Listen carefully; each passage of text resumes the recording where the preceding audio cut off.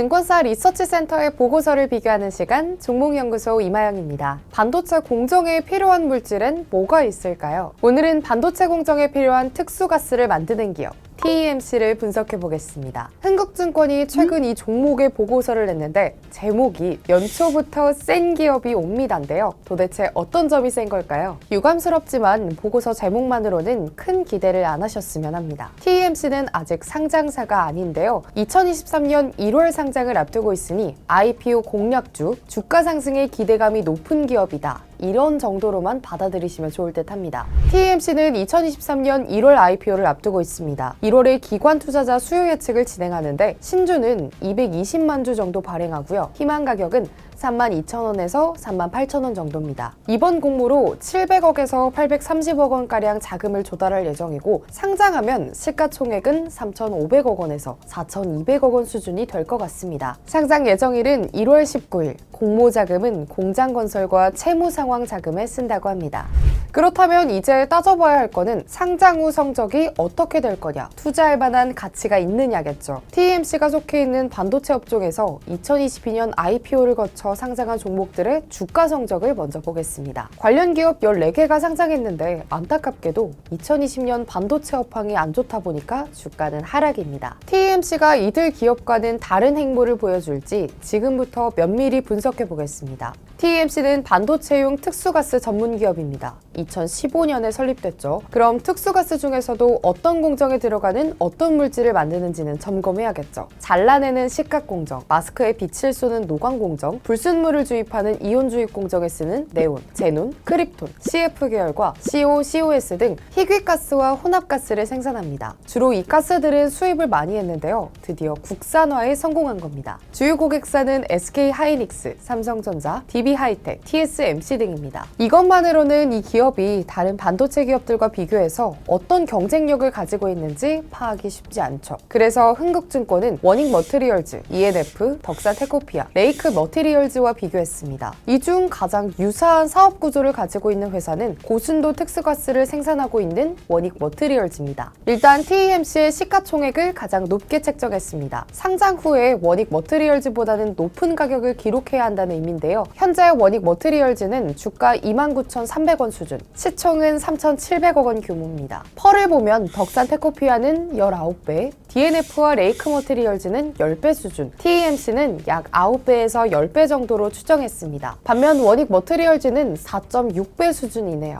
TEMC의 재무 상태는 매우 양호합니다. 2018년부터 2021년까지 꾸준히 성장하고 있는데요. 매출액은 2018년 182억 원에서 2021년 902억 원으로 성장했고 연간 증가율은 64%, 100%, 88%, 31%로 2021년에만 다소 줄었습니다. 영업이익도 매출 성장률에 따라 움직입니다. 2018년은 14억 원, 2021년은 127억 원으로 이익 자체는 크게 늘었습니다. 에비타는 2018년 23억 원에서 2021년 158억 원을 기록했으니 영업활동으로 벌어들이는 이익 수준은 양호합니다. 아직은 시총 규모 3천억 원 내외 기업 수준이니 좀 더 성장해야겠습니다. 그래서 향후 제품 다변화, 고객사 확대, 신사업 등도 추진할 계획이라고 하는데요. 신사업으로 생각하는 건 희귀가스 포집과 분리정제를 통한 공정 내 희귀가스 재활용, 철강회사의 폐가스 재활용을 생각하고 있다고 합니다. DB금융투자 역시 TEMC의 후한 평가를 내렸습니다. 반도체 특수가스 국산화와 빠른 성장 속도를 긍정적으로 평가했고 특히 희귀가스 경쟁력이 중요해진 최근 업황을 감안하면 상장 후 상승 여력이 좋다고 평가했습니다. DB금융투자는 TEMC의 밸류를 측정하기 위해서 원익 머티리얼즈, DNF, 덕산 테코피아, 레이크 머티리얼즈, ENF 테크놀로지와 비교했는데요. 이 중 원익 머티리얼즈보다는 TEMC에 좀 더 점수를 줬습니다. 원익 머티리얼즈는 경쟁력이 높은 희귀가스의 비중이 낮고 상품 비중이 높으며 단일 고객 리스크가 있기 때문입니다. 반면 TEMC는 희귀가스 비중이 75%, 주요 고객사 비중은 대략 하이닉스 42%, 삼성전자 28%, TSMC 4%입니다. DB금융투자가 추정한 펄을 보면 덕산 테코피아가 20배로 가장 높고 다음이 레이크 머티리얼즈 12배, DNF 11배, 원익 머티리얼즈와 ENF 테크놀로지가 5배 수준입니다. TEMC는 PB는 10.99배입니다. 실적에 대한 분석을 보면 아직 2022년 실적이 명확히 집계되진 않았지만 당초 목표치를 크게 초과 달성할 것으로 전망했습니다. 당초 22년 매출액을 1,200억 원, 영업이익률 14% 정도가 사업 목표였는데 22년 3분기 누적 매출액이 2,380억 원, 영업이익률은 18.6%였습니다. 이에 대해 DB금융투자는 우크라이나 러시아 전쟁으로 네온가스 가격이 급등하면서 엑시머레이즈 가스 매출액이 기대 이상이었고 세계 최대 메모리 반도체 업체로 매출이 발생하면서 관련 고객 비중이 크게 증가해 향후 실적을 더 밝게 볼 수 있는 단초를 제공했다고 평가했습니다. 네, 평가가 좋죠. 혹시 오해할까봐 말씀드리면